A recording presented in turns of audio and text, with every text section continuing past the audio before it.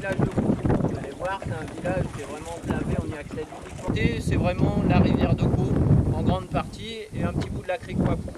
Donc la rivière de Caux, c'est sur laquelle on est. Vous allez voir qu'en cette saison, pour l'instant, là ça va changer, hein, mais on n'a que le lit de rivière qui est vraiment bien inondé.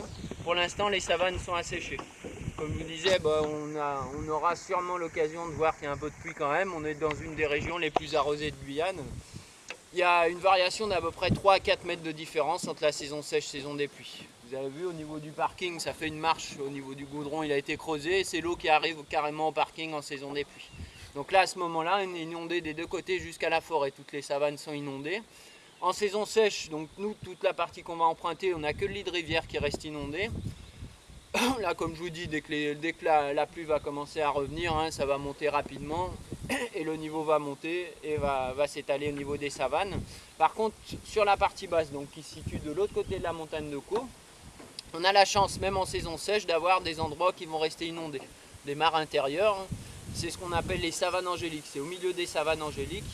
Par contre, c'est une partie qui est intégralement protégée par la réserve, donc la réserve qui a été mise en place en 1998, justement pour protéger aussi ces mares intérieures qui sont déjà protégées quand même par des barrières géographiques et justement par la végétation. C'est pour ça que l'homme n'a pas pu y accéder facilement, où il nous reste vraiment une des seules populations de caïmans noirs qui est vraiment viable au monde. Donc là, c'est en train de se repeupler sur les différents pays, justement parce qu'on a mis des zones en réserve. Là-bas, ils ont quand même répertorié des caïmans noirs qui dépassaient les 6 mètres de long. Donc par contre, nous sur la rivière, on a la chance quand même d'avoir des gros caïmans qui sont passés au travers de la chasse.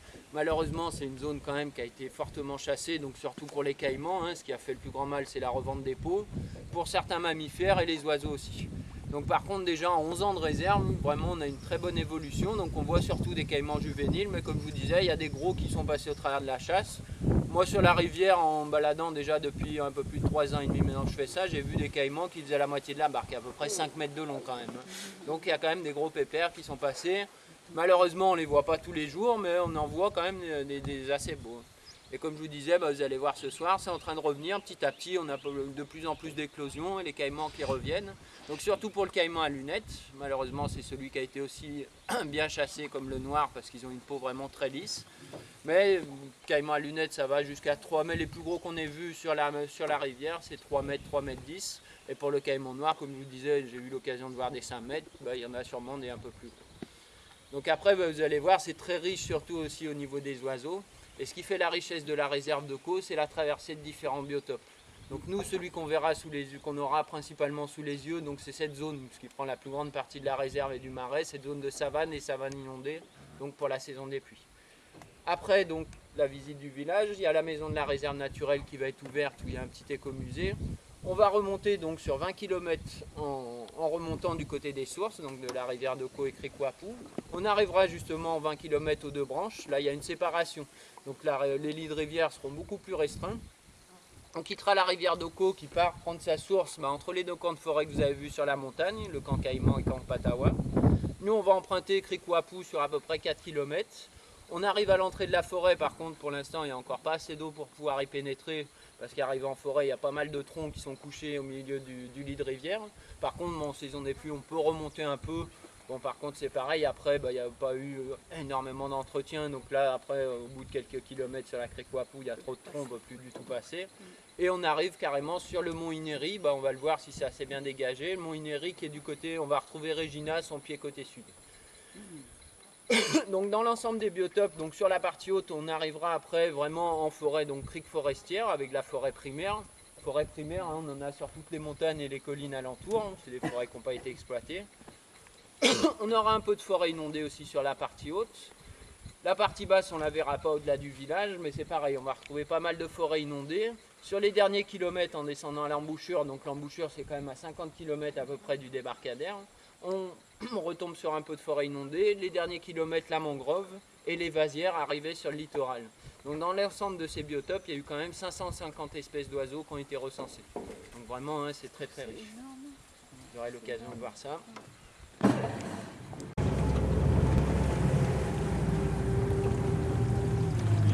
Alors au niveau de la végétation, justement, en savane inondée, on va retrouver principalement ces bosquets qu'on appelle Montrichardia arborescent ou Montrichardia linifera. Il y a deux espèces.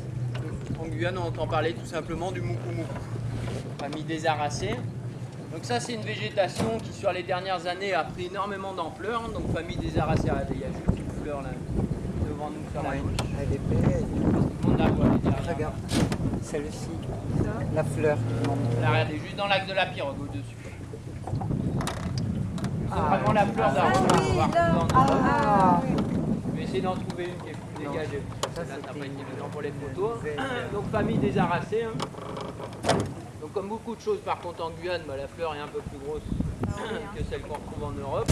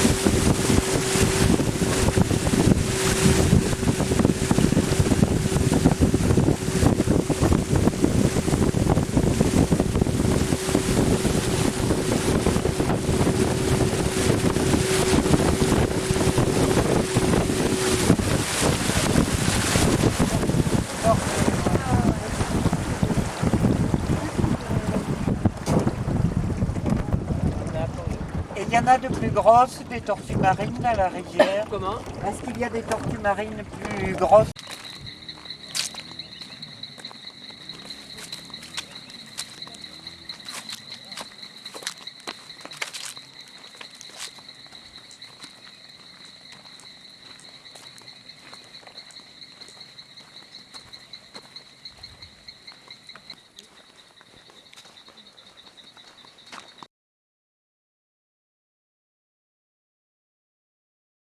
Sur le sentier là. Oui, mais ne t'occupe pas là. Ah, mais tu vas être seul déjà. C'est le cas.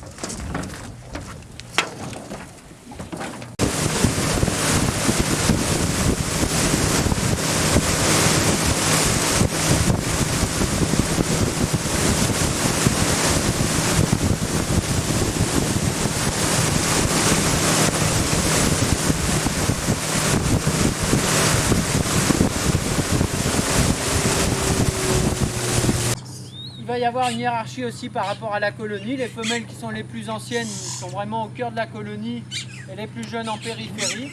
Et plus elles prennent de l'ancienneté, plus elles se rapprochent du centre. Ça tout simplement pour éviter la prédation. Comme vous pouvez voir, c'est pareil, chaque nid est vraiment à l'extrémité d'une branche. Ça c'est pas fait par hasard, c'est pour éviter aussi la prédation, que les prédateurs puissent passer par les branches pour rentrer dans les nids. Regardez, on aperçoit, ils ont les yeux bien bleus. Ils sont au soleil, on voit ça. Ou alors après, c'est souvent sur les photos.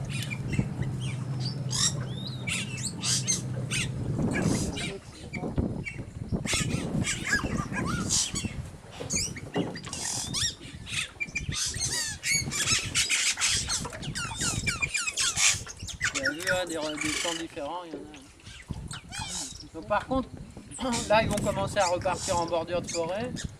Si là, ça dépend des précipitations, comme je disais. Yann, autrement, au niveau reportage animalier, on va entendre parler du capybara ou capybara. C'est son nom qu'il a dans les autres pays d'Amérique du Sud.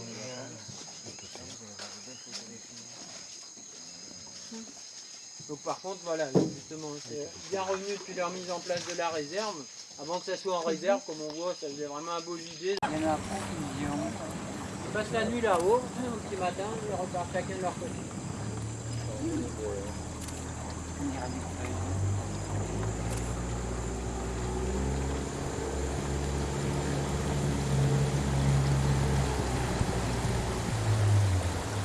Regarde, Hélène, qu'est-ce qu'il y a là-haut sur l'arbre? Là, je vous parlais d'arbres bien typiques justement des endroits inondés. C'est qu'il y a des arbres qu'on retrouve à droite. On appelle Mutushi marécage. Justement, qu'on développait un gros contrefort, ces racines palettes, pour vraiment être bien ancrés au sol, comme ils sont inondés toute l'année, et aussi mieux pouvoir respirer. Donc, par contre, il ne faut pas confondre celui-ci avec le Mutushi qui est utilisé au niveau de l'artisanat local et en menuiserie. Celui qu'on utilise, c'est le Mutushi montagne, le très beau bois crème veiné avec du rouge. Le Mutushi marécage, ça a peu de valeur marchande. Certains pays utilisent ça en tant que pâte à papier ou bois de chauffage. Au niveau de la Guyane, c'est pas utilisé. Ça a eu été utilisé par contre au niveau de l'écorce pour faire les flotteurs de filet. Parce que l'écorce est très léger.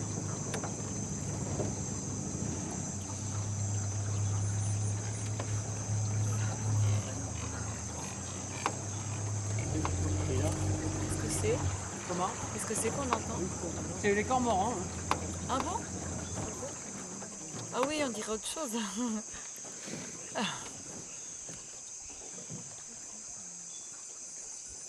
Je sais pas si c'est le même son qu'on a entendu. Je sais pas, une radiafa cochère, je sais pas.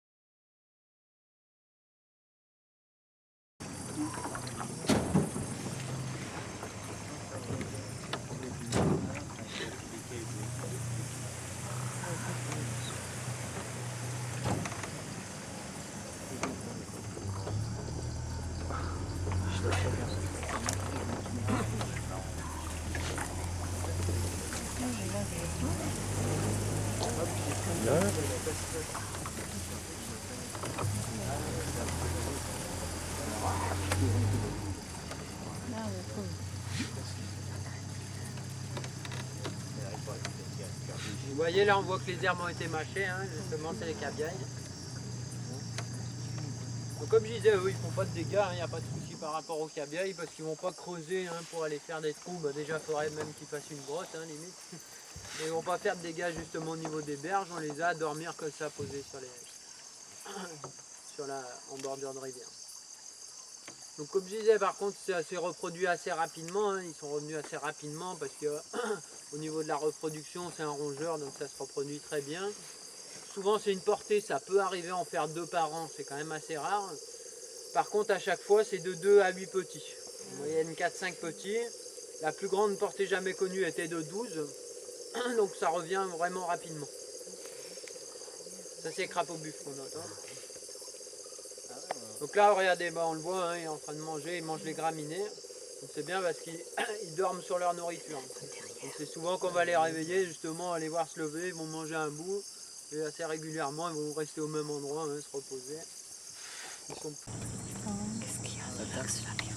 Là, juste là, juste devant vous, il y a des yeux. Hop, il vient de couler là. Qu'est-ce que c'est? Le caïman.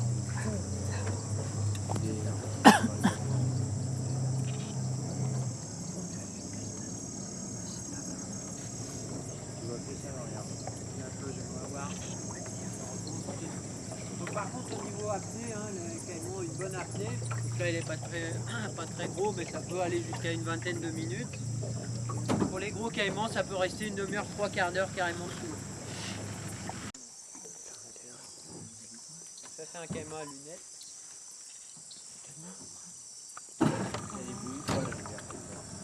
Pas forcément.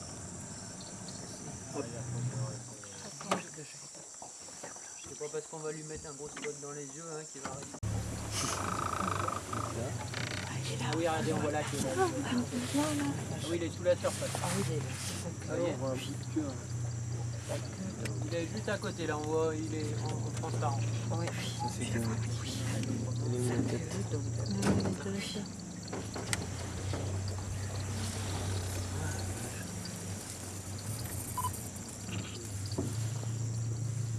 Si vous voulez voir, C'est un gros on va à rapprocher petit. les saloperies en tête. C'est gros. Il y a des endroits où je pourrais pas ça à tout le monde. Si vous voulez vous rapprocher, hein, regardez, il est juste là. Ah voilà, va bien. Donc ça c'est le bout. Donc là, C'est la la queue, queue, hein, et là, ça, il est c'est la tout haut, là, queue. juste là. Il est dans quel sens? Ça, c'est la queue. C'est la queue, il Ah est oui. par là? Il est là-bas. Ah, ok. Oh, excuse-moi. Il est là-bas, mais il est. Ah, bah, il est juste là. Hein. Ouais, donc La queue, hein, le bout de la queue, là. Oui. On a le caïman. Mais on voit pas après le reste du corps. Ah, si, il est là. Hein, mais Si, si. Où? il est en surface, là. Hein. Ah oui, regarde sa tête. Et la tête est là. Ah, ouais. c'est un Ah oui, petit. je vois la tête. Oh, Vous voyez super. Ah ouais. Si vous te rapprochez, Ah oui, c'est vous d'accord. derrière moi. Tu vois ou pas? Oh. Caïman à lunettes aussi. Ouais, là. Mais il dort pour être aussi docile. Ah bah là, il est posé à l'affût, hein. Il était en train de pêcher. Oh là Non, il peut bouger à tout moment, c'est pareil, justement, faut faire attention Oui. de ne pas bouger, comme je vous disais, lui il va pas nous agresser, il va pas venir nous attaquer. Mhm. Par contre, il peut fuir et justement faire un peu de vacarme. Il est pas très grand, celui-ci. Ah, ça c'est un caïman, il dépasse un peu le mètre, hein. Il doit faire dépasse 1m10, le 1m20 mètre. à peu près. Ce qui prend une grande partie, en fait, c'est la queue, hein. T'as dit Ça le prend corps. pratiquement la moitié de la longueur du caïman. Ah.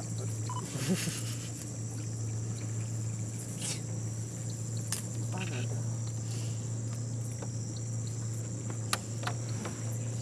Et ça fait un bruit ou pas? Alors voilà, ça peut faire du bruit, souvent c'est les petits qu'on va entendre, ou alors en période de parade. C'est un son, ça fait à peu près... Au, au, au, au, au. Souvent c'est les petits qui vont faire ça, hein, pour essayer de... On aura la mère justement qui va se rapprocher, comme je disais. Les caïmans ne sont pas agressifs, ça peut le devenir en cas de... quand il y a les nids, et les petits les premiers temps quand ils sont regroupés. C'est bon, tout le monde voit? Je vais reculer après, hein, pour ceux qui sont devant.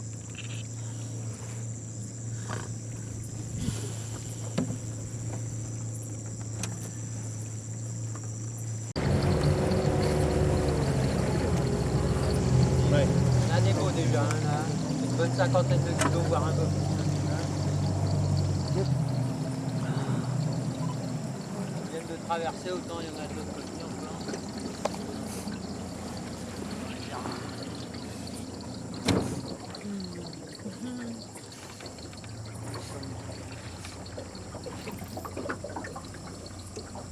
Par contre, ils prennent très soin, hein, vraiment les uns des autres à l'intérieur du même groupe. Donc il peut y avoir différentes familles.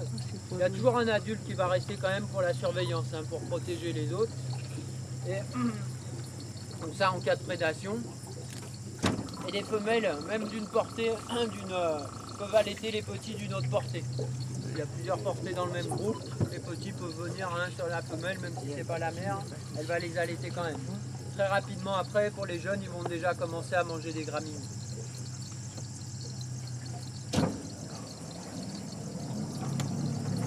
Bah là, ils viennent de traverser la rivière, hein, comme je vous dis, ils nagent vraiment très bien. Ah, c'est celle-là. C'est des négrettes neigeuses par contre.